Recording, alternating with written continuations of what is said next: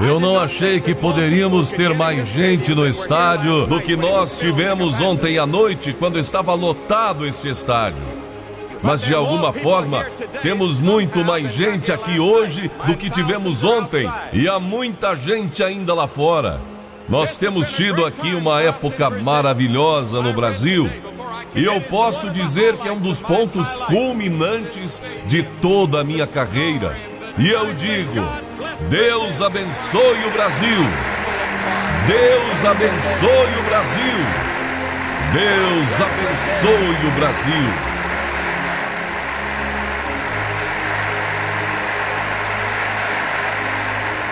Eu li antes de vir ao estádio a história da morte de Jesus Cristo, segundo Marcos. Ele tinha sido preso, tinha sido julgado, tinha sido castigado e agora tinha sido entregue aos soldados romanos para ser executado.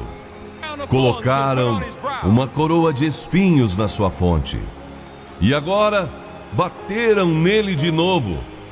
E então bateram com açoite de pontas de aço que rasgaram suas costas.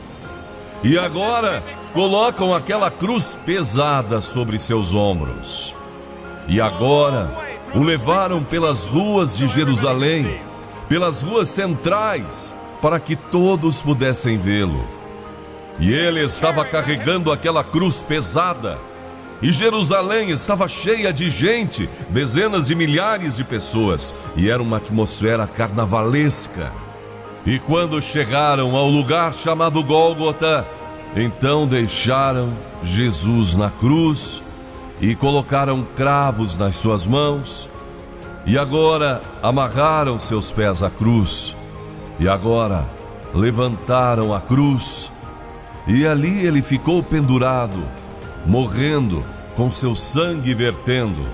Mas a multidão lá estava rindo e zombando e ridicularizando. Ele salvou os outros, agora não pode salvar-se a si mesmo. Ah, se és o Filho de Deus, por que não desces daí? Mas ele não desceu. E graças a Deus ele ficou ali. Se ele tivesse descido da cruz, ninguém poderia ter sido salvo, ninguém poderia ir para o céu. Não há nenhuma morte que se possa comparar neste mundo à morte de cruz. É a pior de todas as mortes. Mas Jesus não só morreu fisicamente, ele morreu espiritualmente. Ele nunca em sua vida cometeu um pecado, ele se tornou pecado em seu lugar. E o seu sofrimento mais profundo, quando ele exclamou: meu Deus, por que me desamparaste? A Bíblia diz que ele era desprezado e rejeitado pelos homens. As pessoas em toda parte que eu vou me perguntam: há esperança para mim? Pessoas alcoólatras, prostitutas, viciados, ladrões, assassinos, prisioneiros, espiritistas. Elas perguntam: há uma esperança para mim? Há 2 dias uma pessoa me perguntou se eu acreditava na existência do diabo. Sim, a Bíblia diz que há o diabo. E a ele pertence o reino das trevas. Ele pode realizar milagres falsos. Ele pode criar experiências espirituais falsas. E ele promete liberdade e luz. Mas ele traz tristeza e morte e destruição. Se você quer saber o quanto Deus odeia o pecado, vá à cruz, porque Cristo estava morrendo pelos seus pecados. Mas você dirá: o que é pecado? O pecado é deixar de atingir o alvo, é estar aquém daquilo que Deus espera de nós. Deus diz que nós devemos ser santos, mas você não pode ser santo. Então você está aquém. Nós devemos ser como Jesus, mas nenhum de nós pode viver como Jesus. Todos nós fracassamos. Nós estamos aquém do alvo. Mas Deus exige justiça e retidão para ir ao céu. Você olha para você mesmo e você diz: eu não sou tão mau. Eu sou melhor do que muita gente que conheço. Mas Deus olha você através dos seus olhos de justiça e santidade e diz que você é um pecador. Talvez para você o pecado não seja coisa tão séria. Uma mentira? Mas todo mundo mente.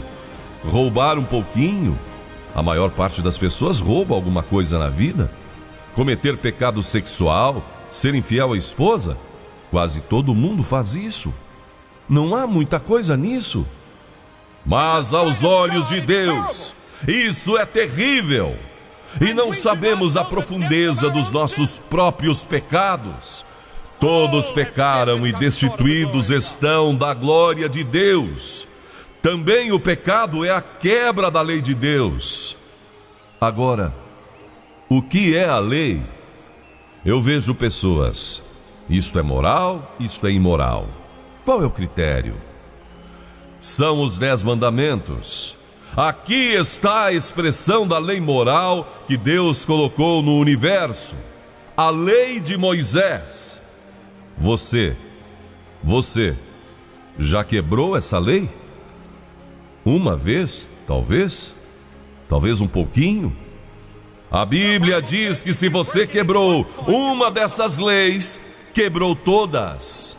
Eu quero confessar a você hoje: eu tenho quebrado essa lei muitas vezes. E a Bíblia diz que se você quebrou essa lei, é pecador. Então eu tenho que dizer a Deus hoje: eu sou pecador.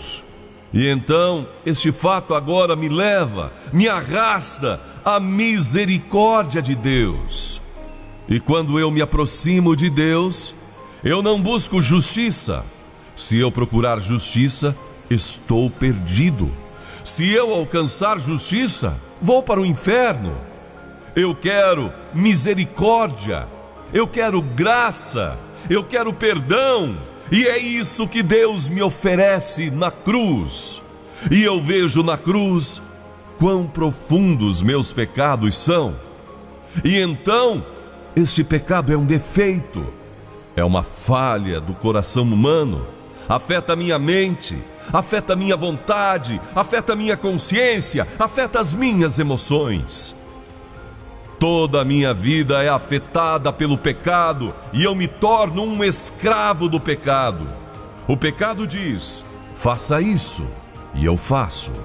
E agora o pecado vem e me castiga e diz: faça isso, e eu faço. Eu não quero fazer, mas eu faço de qualquer forma. Por quê? Por quê? Porque o pecado é o meu Senhor. Como é que posso ter liberdade? Venha à cruz. Ele então fará você livre. Ele então irá quebrar os grilhões. Ele vai quebrar todos os impedimentos. Deus está dizendo: eu amo você. Não me importa quão mal você tenha sido. Eu o amo. Eu o amo. Eu o amo. É isso que Deus está falando na cruz. Mas Deus prova o seu amor para conosco em Cristo, que morreu por nós quando éramos ainda pecadores. Porque Deus amou o mundo de tal maneira que deu o seu Filho unigênito, para que todo aquele que nele crer não pereça, mas tenha a vida eterna. Então, ao olhar para a cruz, compenetre-se no fato de que Deus o ama. Porque pela graça sois salvos por meio da fé. E isso não vem de vós, é dom de Deus, não vem das obras, diz a Bíblia. E a cruz condena todos os outros meios de salvação. Há muita gente que diz: Há muitos caminhos para Deus e para o céu. A Bíblia diz que há um caminho que parece direito ao homem, mas o seu final é caminho de morte. Este é um caminho que pode parecer muito bom, parece razoável, eu posso crer nisso, e parece muito agradável e muito fácil, apesar das exigências de Cristo. Mas Jesus disse: eu sou o caminho, a verdade e a vida, e ninguém vem ao Pai senão por mim. Ele disse: entrai pela porta estreita, porque larga é a porta, espaçoso é o caminho que conduz à perdição, e muitos são os que entram por ele. Porque estreita é a porta, e apertado o caminho que conduz à salvação, e poucos são aqueles que entram por ele. Ele disse: nem todo aquele que disser Senhor, Senhor, entrará no reino dos céus. Muitos vão dizer: Senhor, salva-me, Senhor, ajuda-me. Você vai dizer isso no juízo, mas será tarde demais. Venha agora, agora à porta estreita, e ande pelo caminho estreito. Somente uns poucos andarão por aquele caminho. A maioria da humanidade tem tomado o caminho errado, e eles estão indo pela estrada errada. E é por isso que o mundo está nesta confusão terrível que se encontra hoje. Jesus disse: tome a estrada estreita, siga-me, entre pela porta estreita, venha à cruz e seja salvo. Porque a verdade é que você foi feito à imagem de Deus. Você foi feito para Deus. E sem Deus, você não pode encontrar satisfação completa. E então vocês têm aquilo que os psicólogos chamam de solidão cósmica. Você pode estar no meio de uma multidão, mas ali mesmo você sente solidão. Essa solidão que somente Deus pode preencher. Muitos estão sofrendo de depressão, muitos estão vazios, muitos talvez julguem que a vida não vale a pena viver. Venham a Cristo, porque junto à cruz há poder para transformar sua vida inteiramente. A Bíblia diz que se alguém aceita Cristo, é uma nova criatura. Ele pode fazer você uma criatura completamente diferente. Ele pode tirar toda a solidão. Ele pode trazer alegria e paz e felicidade como nunca você teve. Deixe Jesus Cristo entrar na sua vida. Porque como veem, Jesus morreu na cruz. Eles o sepultaram, mas ele não ficou lá. Ele se levantou da sepultura. Cristo hoje está vivo. Cristo está vivo. E a Bíblia diz que ele vai voltar novamente. Há uma vida futura, há uma eternidade lá adiante. Qual é a extensão da eternidade? Para sempre, para sempre e para sempre. E a decisão que você fizer em relação a Cristo hoje vai resolver onde você vai estar há 1000 anos daqui. Isso pode parecer muito estreito para você. E só há um caminho. Eu tenho estado a pregar esse evangelho por muitos e muitos anos, em todo o continente, pela África toda, pela Ásia inteira, pela América Latina, pela América do Norte, pela Europa. E eu tenho visto pessoas aos milhares vindo a este Cristo, encontrando nova vida. Isso pode acontecer para você hoje. A igreja não pode fazer por você. O ritualismo não pode fazer por você. Isso só pode ser conseguido numa relação pessoal sua com Jesus Cristo. Você está pronto a vir a Ele? Mas você pergunta: o que eu preciso fazer? 3 coisas. Ouça bem, porque você nunca poderá ir diante de Deus para dizer: eu não sabia o que fazer. Primeiro, você precisa se arrepender dos seus pecados. Você dirá: eu nem sei o que é arrependimento. Como posso me arrepender? Jesus Cristo disse: a não ser que você se arrependa, perecerá. O que quer dizer arrependimento? Isto quer dizer que você muda seu modo de pensar a respeito de Deus. Isto quer dizer que você vai abandonar seus pecados e voltar-se para Cristo. Isso quer dizer que você vai abandonar todos os seus pecados e voltar-se para Cristo. Isto é arrependimento. Você já fez isso? Você já fez isso? Você tem certeza disso? Se eu fosse você e tivesse qualquer dúvida sobre isso, não deixaria esse estádio sem me certificar e me arrepender. Esta é a maior multidão que se reúne para ouvir o Evangelho na América do Norte, na América do Sul e em qualquer outra parte do mundo. Milhões de crentes estão orando por este momento. Mas Deus não olha para nós aqui como uma grande multidão. Deus está olhando para nós, cada um individualmente. E você agora está diante de Deus como uma pessoa única diante dele. E Ele está chamando a você pessoalmente ao arrependimento.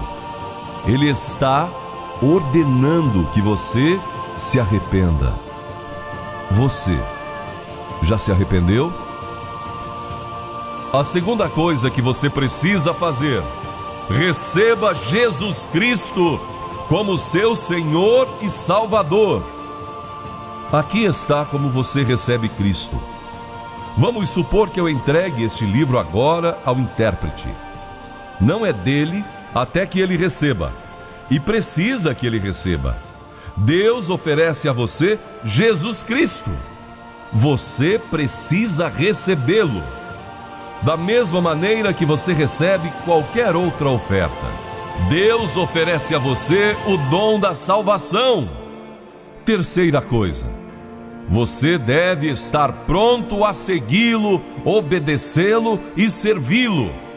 Você está pronto a fazer isso? Você está pronto a fazer esta entrega hoje? Você fará esta decisão hoje? Se você está pronto a fazer isso, eu peço que peguem o programa e agora fiquem abanando o programa onde estão. E podem vir agora mesmo e digam: hoje eu quero Jesus no meu coração. Eu quero os meus pecados perdoados. Eu quero saber que vou para o céu. Agora, há 4 coisas muito importantes que você deve fazer. Ler a sua Bíblia todos os dias. Comece hoje. Isso ajuda você a crescer. Em segundo lugar, ore. Deus vai ouvir, atender a sua oração. Você é seu filho. E terceiro lugar, testemunhe de Cristo onde estiver. E assim que as pessoas vejam que você é uma nova criatura. E por fim, vá a uma igreja e sirva a Deus numa igreja onde Cristo é proclamado. Este vídeo termina aqui. Que Deus abençoe a sua vida. Contamos com sua inscrição neste canal, bem como contamos com o seu like, o seu comentário e, sobretudo, o seu compartilhamento para que mais pessoas assistam estas palavras. Que Deus abençoe a você. E se sua decisão hoje foi entregar sua vida a Cristo, parabéns. A partir de hoje, você faz parte do grande exército de Jesus Cristo, nosso único e suficiente Salvador. E até breve, no grande encontro com nosso Senhor, no lar celestial.